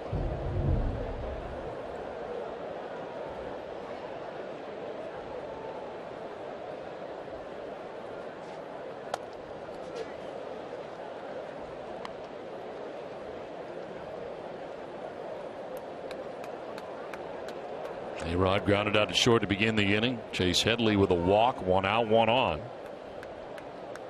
And a 2-2 pitch coming here to Greg Bird. Bouncing in, gathered by Swihart. First full count of the night for Rick Porcello.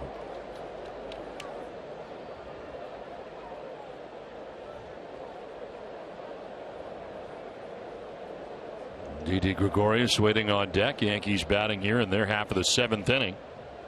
Runner goes and a ground ball foul. Well, this summer experience Cirque Eloise ID. Hip hop meets West Side Story in a show-stopping performance that's been keeping audiences on their toes for more than 20 years. Foxwoods, the official casino and resort of the Boston Red Sox. Book your tickets at foxwoods.com. That show's been around for 20 years? 20 years, Jerry. Hip-hop's been around for 20 years? I don't know about hip-hop, but Cirque Eloise ID. Strike three.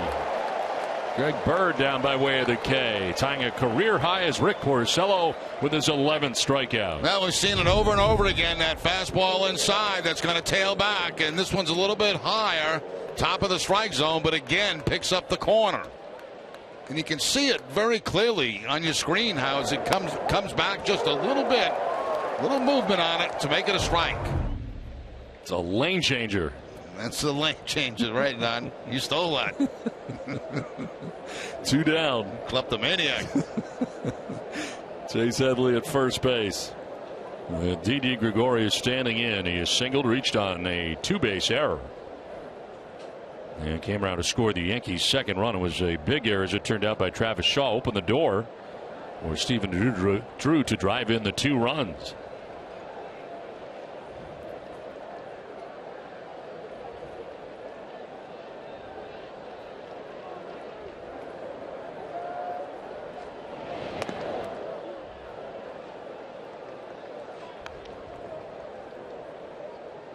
.94 pitches total now. Reaching his average. Ways to go to get to the high for Rick Porcello. With two outs here in the seventh inning.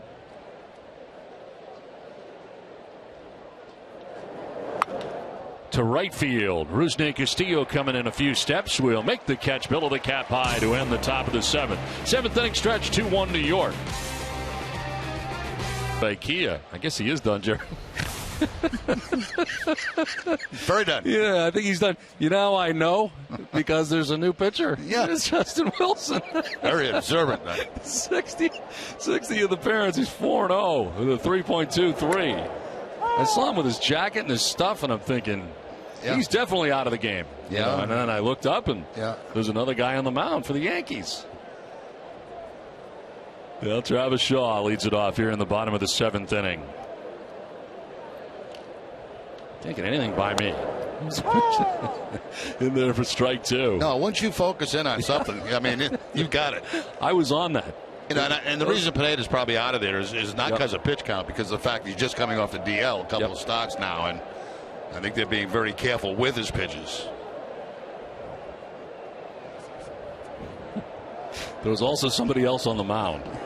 The 0-2 pitch is in the dirt. The lefty. So it ends up that Pineda ends on a pretty good note, too. He had a 1-2-3 6th inning. Able to get Sandoval, Bogarts, and Ortiz. More action for New York. Dylan Betances up in the pen.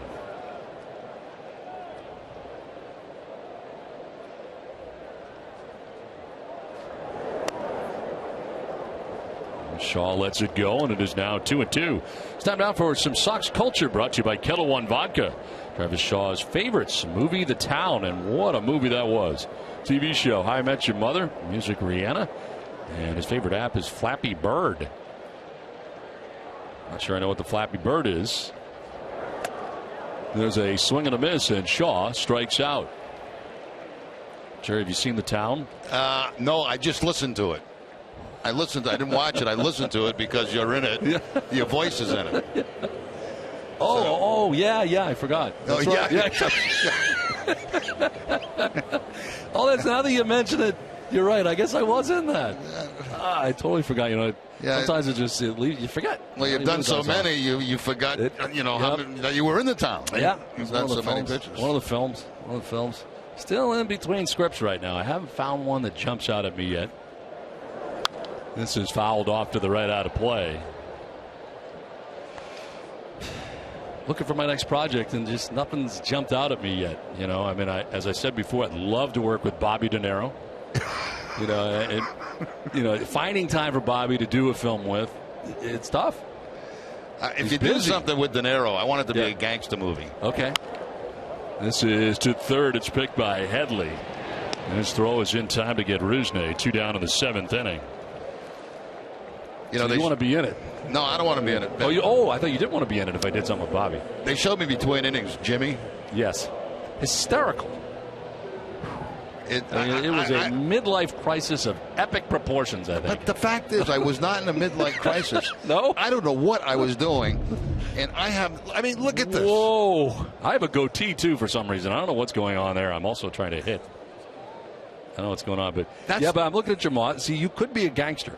That's horrible. To shortstop. Gregorius can't get it, and it's through. Brock Holt on here with 2 outs in the 7th inning. That hair is darker than my baseball card when I was 22 years old. You chose to really make it dark. Now, what would make me think that nobody would notice that? What would make me? I can't even imagine. You looked in the mirror and said, "Yes, that is the look I'm after." There comes Joe Girardi after the 2-out hit by Brock Holt. Pitching change from Fenway. DCU save you. Well, Dylan Betances in here now for New York. As with 2 outs in the 7th inning, they go to him. And a runner at first base into his 60th game, 6-3 with a 1.34 ERA. 106 strikeouts in 67 and a third innings. Opponents, they're only hitting 139 against Betances. Blake Swihart, the batter. And he lines one to left field, in for a base hit. Gardner over to play it, and Brock Holt up to second base. Tying run in scoring position now for Boston. Nice hitting by Swihart right there, taking the fastball from Betances to the opposite field. Gets that pitch right down the middle, and low in the zone, and didn't try to pull it.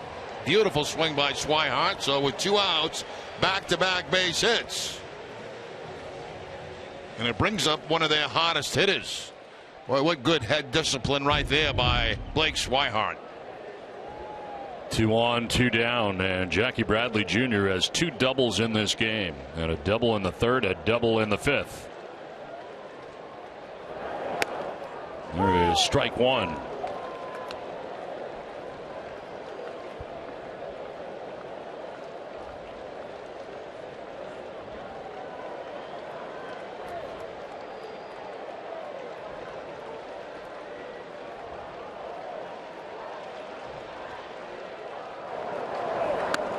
Breaking ball in there for strike 2.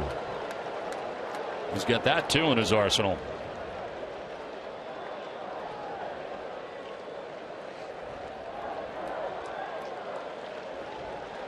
Nine out of his last 17 with runners in scoring position. Trying to push across the tying run right now here in the 7th.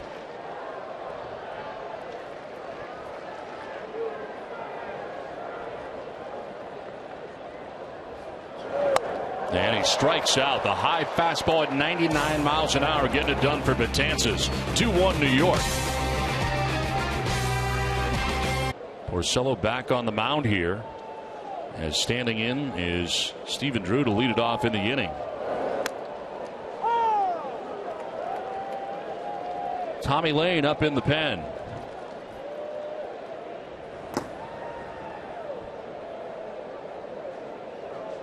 .95 pitches right now for Porcello as they stack it up on the right side of the infield for the Red Sox on Drew, who's already driven in 2 runs.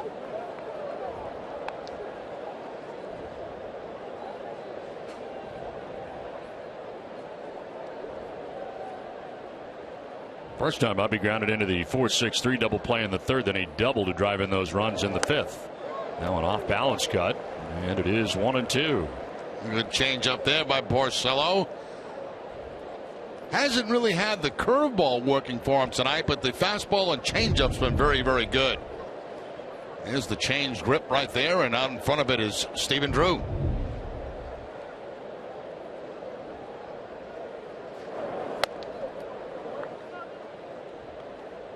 Eleven strikeouts, tying his career high.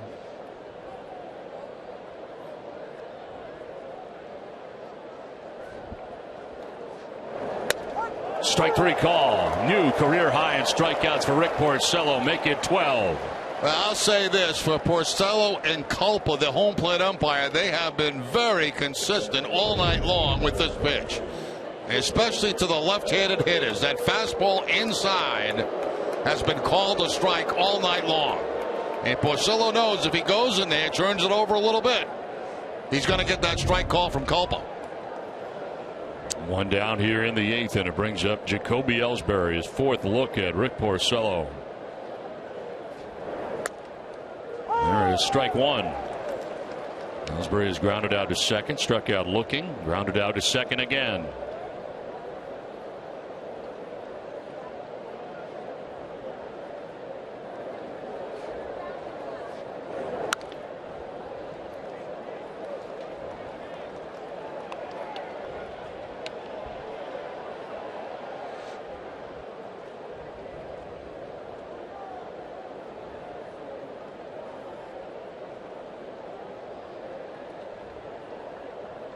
Blemish for Porcello was the double by Drew in the 5th inning.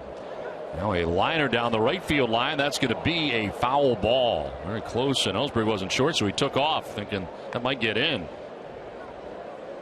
And if it does, it might be 2 bases for Jacoby Ellsbury. One thing he knows is this yard. Looking down there, down that right field line, and it can get down to the corner quickly, too. Not fouled by very much, but probably about 6 inches. 0-2 pitch.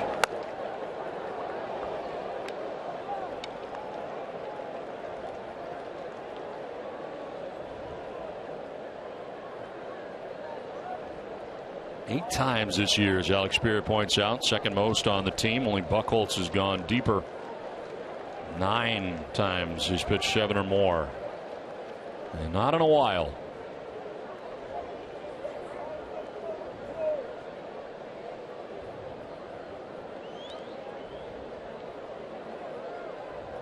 One-two pitch. Strike 3 call. Make it 13 strikeout for Rick Porcello. There's a pitch we haven't seen very often tonight. The slider from Porcello. We mentioned the curveball really hasn't been there for him, so he goes to a slider and picks up the outside corner. That's pretty impressive because, you know, these lefties right now are thinking about that inside fastball that he's been throwing all night long. Then he drops a slider on the outside part of the plate to Ellsbury, completely fooling Jacoby. So 2 down here in the 8th inning, and it brings up Brett Gardner. He has struck out twice, grounded out to first, and does not get a piece of that. Strike 1.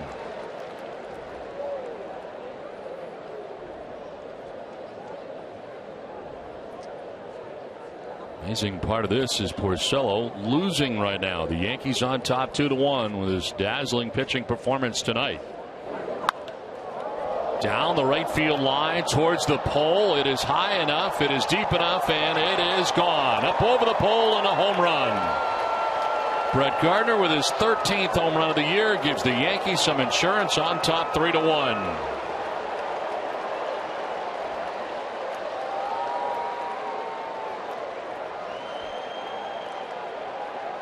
believe this is the same pitch it is that he got Jacoby Ellsbury on. It was away to Ellsbury. It was inside to Gardner.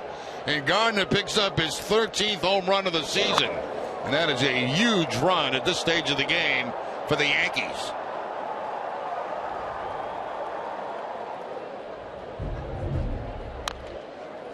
Now it's rolled over foul. It'll stay foul.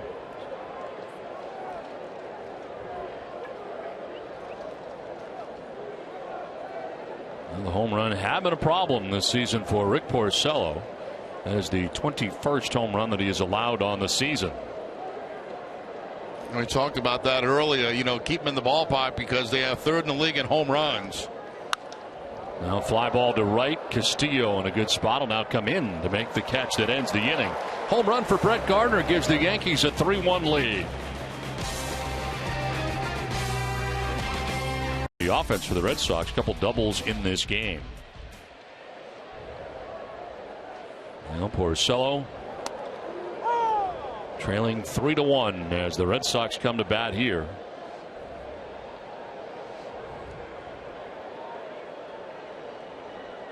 Pretty good outing for him in this ball game tonight. Top of the Red Sox order, Mookie Betts leading it off against Betances, and that pitch was in the dirt, but Betts chasing it, didn't get a good look. Yeah, you know, you get up for a fastball that can reach 99 miles an hour, then he drops a curveball on you, and that's the kind of swing sometimes you'll have. You're sitting on the fastball, you don't get it, you get the breaking ball, and you just chase it. That's 0 for 3 tonight. Now he lines one into center field, a ringing single to begin the bottom of the 8th.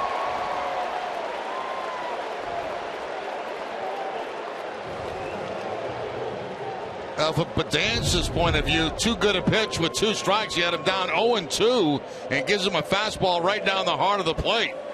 Mookie Betts jumping all over it for the base hit, so the leadoff man on here in the 8th inning. Second hit Betances is allowed since coming into the contest. You now get an 8-game hitting streak as Mookie Betts at .306. Sandoval takes strike 1. And Betances gave up a single to Swihart before he struck out Jackie Bradley Jr. on a 99-mile-an-hour fastball. Gives up a single to Betts to begin things here in the 8th.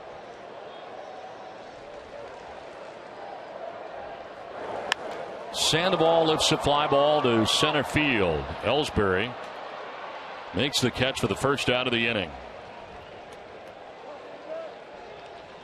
For every home run the Red Sox hit the rest of the season, Alltown will donate $500 to the Cystic Fibrosis Multiple Sclerosis Fund.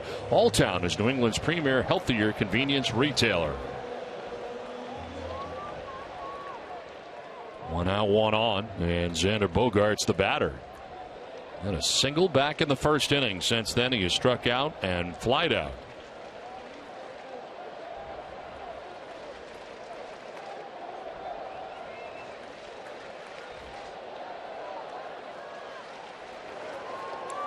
Bouncing in and a throw to first base, but back to the bag safely as Betts' throw was low from McCann. Oh, what a play by McCann, though. I mean, this ball bounces way out in front of the plate, and somehow he's able to catch this ball on one bounce. It's the breaking ball. It comes back a little bit, and he gets it off the hand first and then into the pocket of the glove. And almost had a pickoff attempt on Mookie Betts. Pen is busy for the Red Sox. Tommy Lane, Noe Ramirez up for Boston. New right fielder for the Yankees is Chris Young, taking over for Carlos Beltran. 1-0 coming here to Xander Bogaerts. And a base hit through the right side. Betts is going to stop at second base. Throw goes into the infield, and it's first and second with 1 down. Xander gets his second hit of the night. Yeah, another multiple hit game for Bogaerts, and you know, we see him wear out that side of the infield. They're giving him that side of the infield, and he takes advantage of it. The inside out swing, hands inside the baseball, and a little first and second action with the big guy coming up.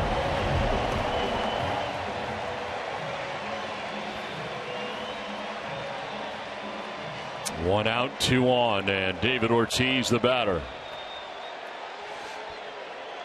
And a tough time against Pineda. Glad to see somebody else, even if it is Dylan Betances. Struck out 3 times against Pineda in the ball game tonight.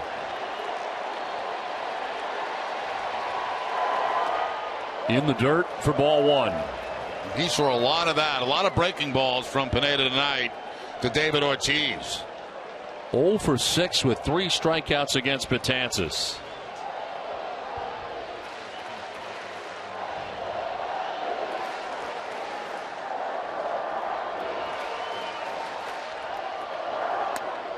In there for a strike.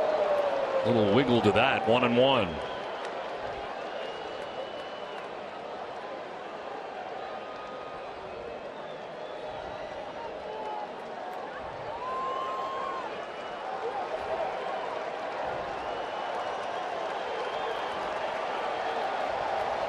Runners are going as Ortiz swings and misses. Throw to third's going to be. They got him. He came off the bag. Betts came off the bag, appeared to overslide. The tag was on him. Vic Carapazza says they got him. Brian Butterfield, third base coach, disputing that, and Torey Lovullo looking into the dugout to see if they're going to challenge. Well, let's take another look. I mean, there's no question he's going to beat the throw there. Does he come off the bag? He's saying he pushed me off.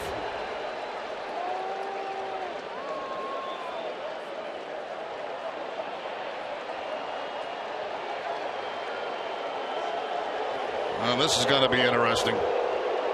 This is going to be very interesting. One foot comes off, the other foot stays on, but watch the glove continue to push the foot off the bag. And he didn't get his hand back on there in time.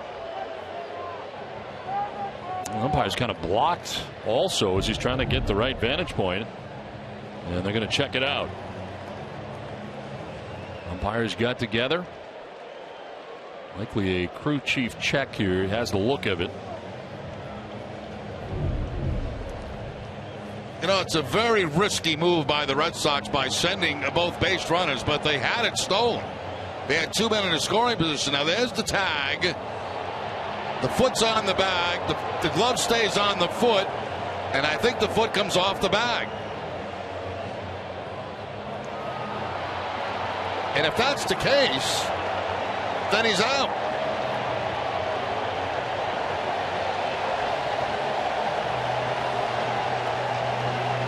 Crowd likes what they see from the big screen here.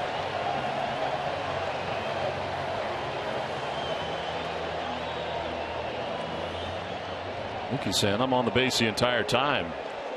Not sure he was at the end, though. I'm not sure either. It looked to me like the foot came off before he got his hand back on the bag. It's going to be a very important call in this ball game right now. Contact, contact. We can't tell from that angle whether if the foot's off the bag or not. Certainly the tag is still on. Here's a better angle to look at it. Tag is always on. Is the foot on? There's where it comes off right there, I believe. He's out. They're sticking with it. Yep. Caught stealing is Mookie Betts.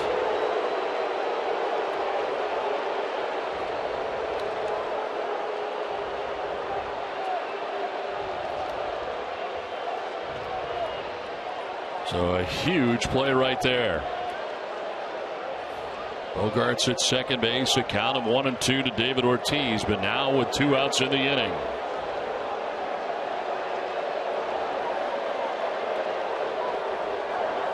And Ortiz with a swing and a miss on a pitch in the dirt has struck out for the 4th time in the ball game tonight. 3-1 New York.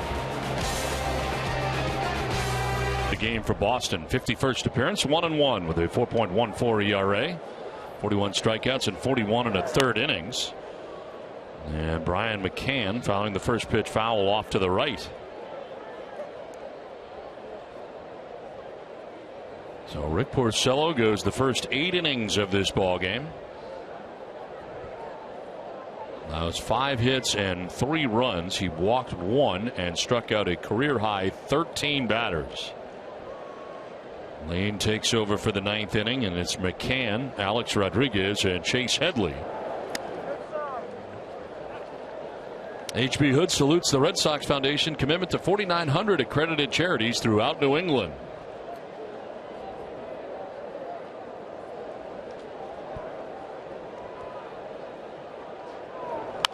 On the ground right side, Brock Holt will pick and throw for the first out of the ninth.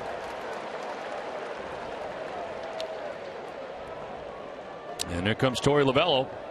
It'll be one and done as the closer for the Yankees gets ready, Andrew Miller. So Lane gets McCann, and it's back to the pen for Lovullo. 3-1, Yankees have the lead. Sox moving on to their third pitcher as Noe Ramirez comes into the game, just called up today as part of the September call-ups. And up before this year, fourth appearance, 0-1. Alex Rodriguez, the batter he'll face as he misses outside for ball one.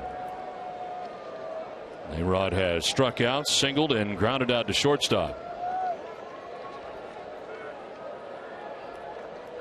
Third stint this season for Ramirez as he deals with a strike and picks up the inside corner.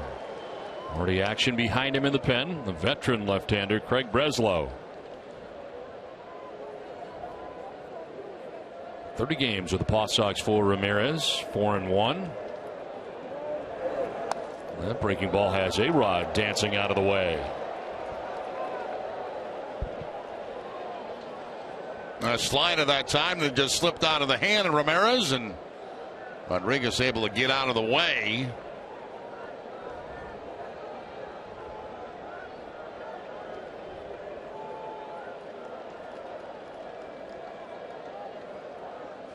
Swing and a miss, 2-2. Oh, different pitch there, a changeup. Righty against righty, kept the changeup away from Rodriguez. Would you call that 3/4 as far as where that's coming from? Almost 3/4.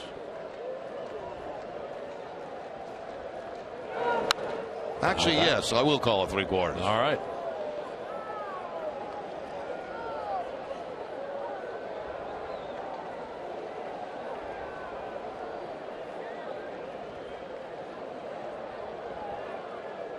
Tommy Lane faced one batter. It was Brian McCann. Got him to ground out. He leaves. Ramirez comes in.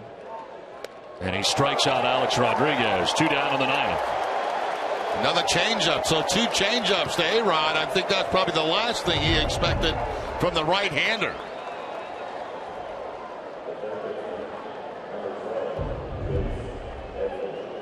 So 2 down brings up Chase Headley. He struck out in the second, struck out in the fifth, walked in the seventh. All that was against the Red Sox starter Rick Porcello tonight. Well, tomorrow at 3, don't miss Red Sox first pitch presented by Joseph Abboud, available at Men's Warehouse. TC Eck and Steve Lyons will analyze David Ortiz's pursuit of 500 career home runs. 0-2. Now Sandoval going from the left side of the infield to the right side on the shift.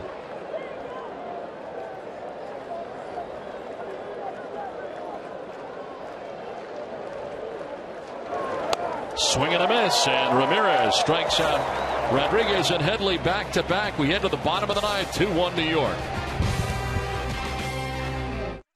Trailing by 2 runs. And into the game, the closer for the Yankees and former Red Sox reliever Andrew Miller. 47th appearance, 2-2, with a nifty 1.94 earned run average. 28 out of 29 in save opportunities. Opponent sitting at just 152 against him, as Travis Shaw takes strike one. So Betances went an inning and a third as it turned out. Allowed 3 hits but no runs. Didn't walk anybody, struck out 2.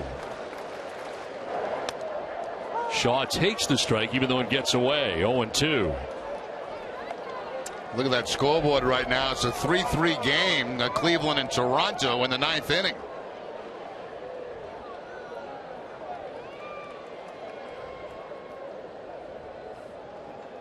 Yankees a game and a half back. Shaw striking out for the first out of the 9th inning. That's pretty ugly right there. 2 fastballs, then the Sit me down breaking ball. 2 fastballs followed by this. Sometimes not fair. Yeah, look at all the strikeouts that Rick Porcello had tonight, 13. Well, the Yankees pitching staff now has a total of 11. One down here in the 9th inning brings up Rusney Castillo. Castillo 0 for 3. He's grounded out 3 times, twice to short, once to third. Brock Holt limbering up on deck.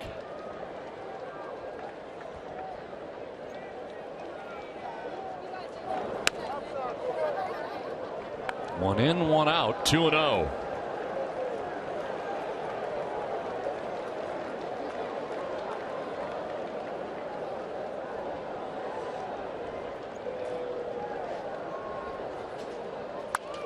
Fouled off to the right, out of play.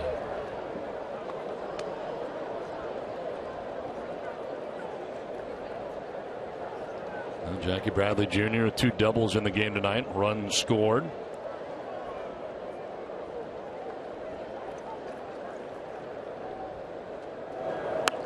Strike 2. For every Red Sox game that goes into extra innings or the Sox get a save, CVS Pharmacy will make a donation to Children's Hospital towards a $25,000 commitment once again this year. CVS Pharmacy, the official pharmacy of the Red Sox. Look out, and he gets hit. So Rusney Castillo hit with a pitch, and the Red Sox will bring the tying run to the plate. Yeah, Miller goes back to that breaking ball, this time too much. Too far inside, and it gets a piece of Rusney Castillo. There's the slider right there, and it just chases Castillo, and he gets him right off the shin, it looks like.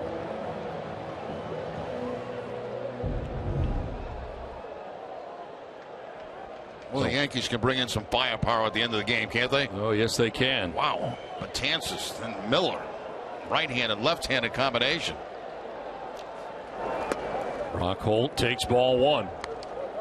He is lined out to short, struck out swinging, and singled to left. Blake Swihart waiting on deck.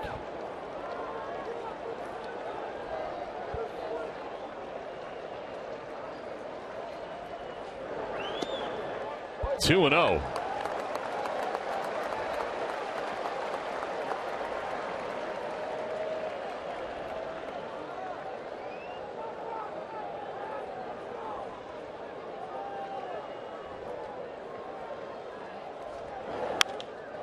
Foul off to the left, out of play, up into the top deck.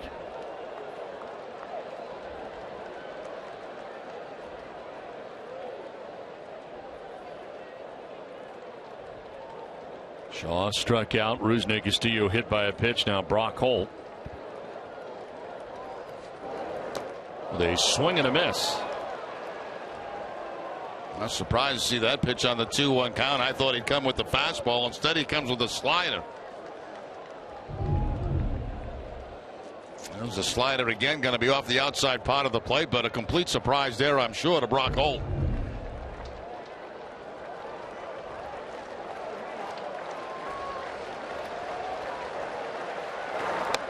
On the outside corner for strike 3. Second strikeout for Miller, 2 down in the 9th. And just when you think he might go back to the slider, he comes back with the fastball and just barely picks up the outside corner with it.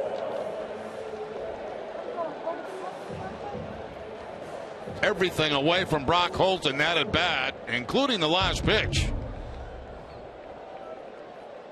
So 2 down. Castillo at first base. Blake Swihart the batter. He'll take ball 1.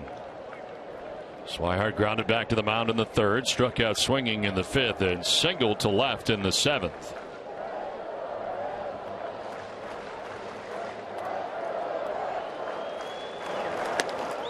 That's a strike, and it's 1-1. Swihart looking back at Ron Culpo.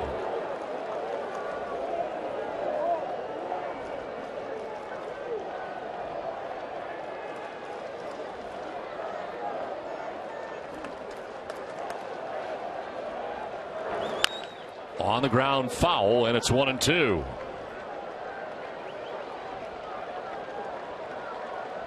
Jackie Bradley Jr. hoping to get a chance to bat here in the 9th inning. There are 2 outs.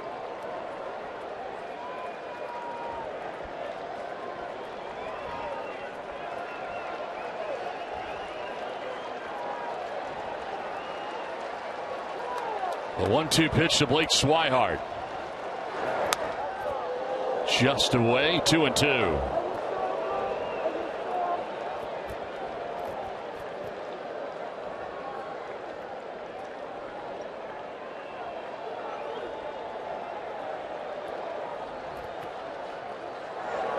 Swihart grounds it foul. We'll do it again. That time off at first was Rusney Castillo.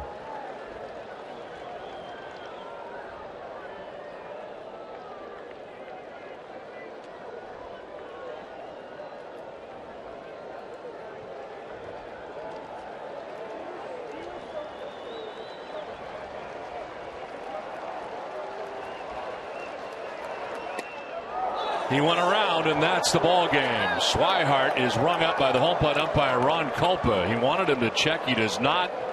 Culpa's going to make the call and walk away. Ball game over as Miller ends up striking out the side. I think it was a swing. It's very, very, very close.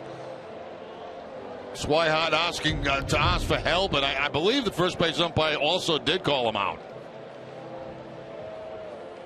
Well, it works out that the Toyota play of the game, the home run by Brett Gardner in the 8th inning for Gardner, his 13th home run of the year. And it gave the Yankees a 3-1 advantage. They would hold on to beat the Red Sox 3-1. And unfortunately, pitching very well tonight, striking out 13 batters is Rick Porcello, but he is dealt the loss in the ball game as the win goes to Pineda, who grabs his 10th of the year. And another save for Andrew Miller, a loss here tonight for the Red Sox as we send it to Tom Caron.